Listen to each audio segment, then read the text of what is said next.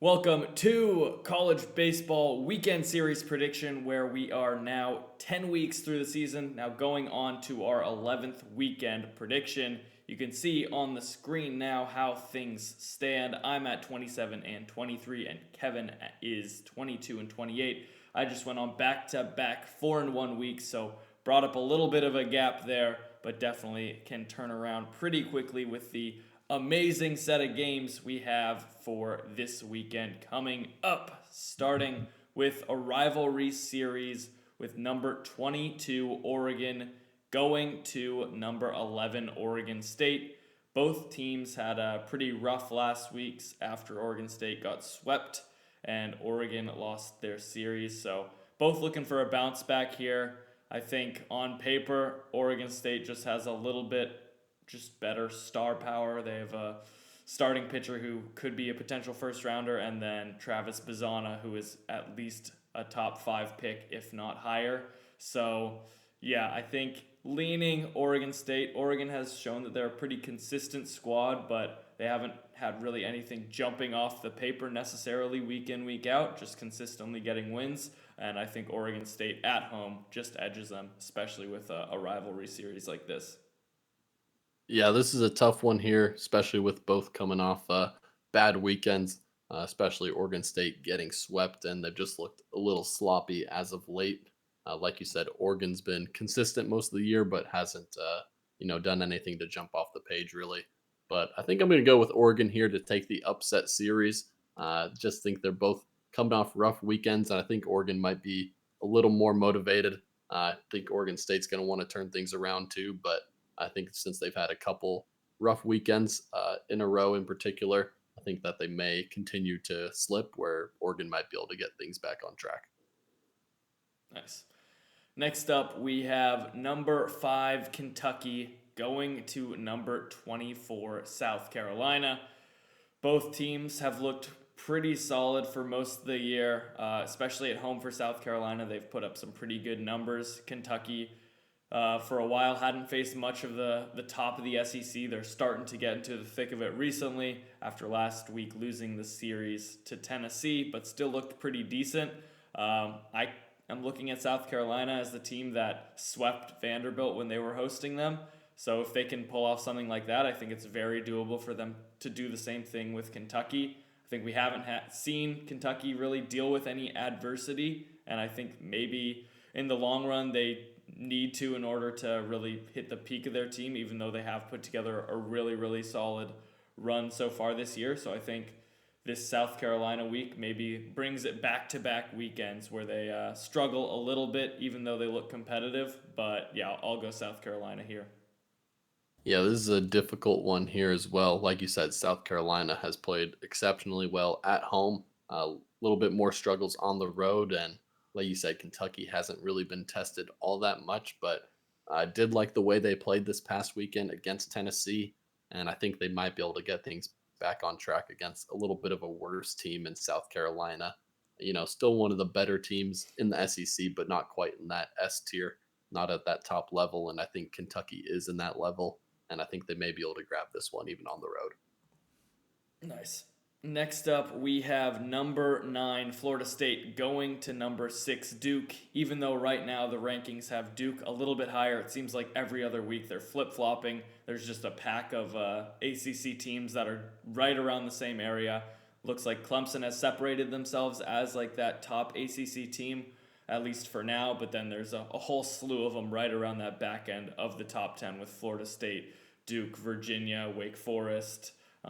We've seen a lot of flip flopping recently, but I think Duke has come out looking relatively good. They've lost some games, but won a lot of super close ones. I think that's where maybe the bullpen experience really dials in, even though they have given up a fair share of runs. I think throughout the year and especially later in the year, they'll definitely hone in and get better as the year goes on once they just rack up more innings. And I think this Duke team at home is going to be tough to beat for Florida State, who really hasn't had many struggles. A few of their weeks where they have looked a little bit susceptible to things, it was primarily leads that they've blown and really probably should have won the games. But I think this Duke team is really good at just picking away at leads, and yeah, especially with that bullpen holding on to things late. Yeah, this another tough one here. Florida State. They've had some tough weekends on the road. At Clemson, at Wake Forest. A lot of close games that were very winnable, and they just haven't been able to pull them off. But I continue to like the makeup of the team. Continue to like how they're playing overall, even though they're not pulling off some of those extra wins you'd like to see. And I want to take them here again on the road. I'm going to. It's hard because Duke has been playing pretty well, but they're kind of on the flip end where they're winning some scrappy games, not looking super great in them, but they're pulling off the wins. But I'm gonna go with Florida State to finally figure it out on the road and be able to come out with a series win against a good team. Nice. And now running back into the SEC, we have number 17 Mississippi State going to number 12 Vanderbilt at home. Vanderbilt has looked really solid, especially against these like middle to lower end SEC teams. Mississippi State definitely on the higher end of that scale there, but yeah, they haven't looked amazing overall. It seems like Mississippi State is just chipping away at the top teams, getting a win or two every so often, but not winning series. They're just getting wins when they come and not getting swept, which is kind of what you have to do in the SEC. But I think this might turn around here this week. I'm going to take Mississippi State, even though they're on the road, and Vanderbilt has looked really, really solid at home. I think this is the week that Vanderbilt slips up at home, which they haven't really done yet. And yeah, as a Vanderbilt hater, we're going to root for Mississippi State here. Yeah, this is another good one here. I think if it was at Mississippi State, I'd be very inclined to take Mississippi State. I like this team. I think they're undervalued. But as you mentioned, Vanderbilt has just played exceptionally well at home, and it's hard for me to pick against that, uh, especially at a negative standing in these pickums right now. I feel like I have to go with Vandy at home where they've been dominant. So I'm going to take that one. I'll take the favorite at home here. Well, there's a lot of opportunity for things to really switch up this week, you to make up a lot of ground or go the complete opposite way. But lastly, we have the Big Ten matchup between Iowa and Nebraska at Nebraska here. Both teams, maybe preseason, looked potentially like some of the best in the Big Ten. Iowa, especially, has kind of fallen off. Their leader, Brody Brecht, and the pitching staff hasn't been as electric as they expected. Still has the strikeout numbers, but still a little bit wild.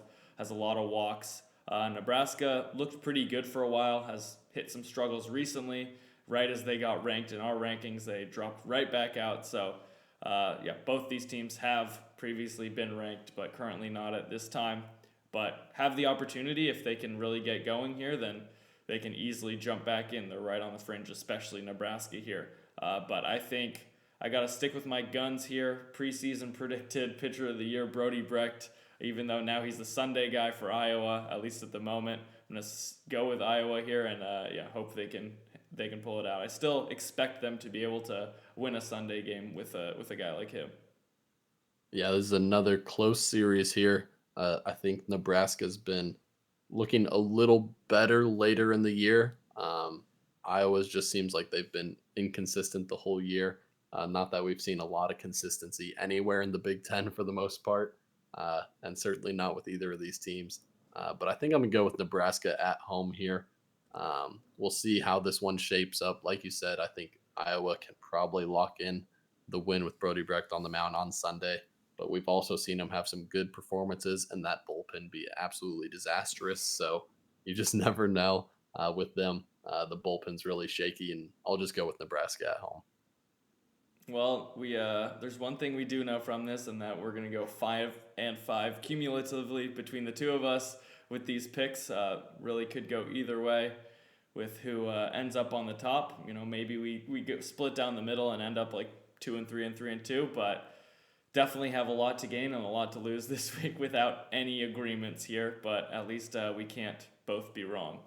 So keep an eye out later in the week. At the beginning of next week, we'll have our podcast where we review our predictions, go through that, as well as our new rankings. So until then, we'll see you next time.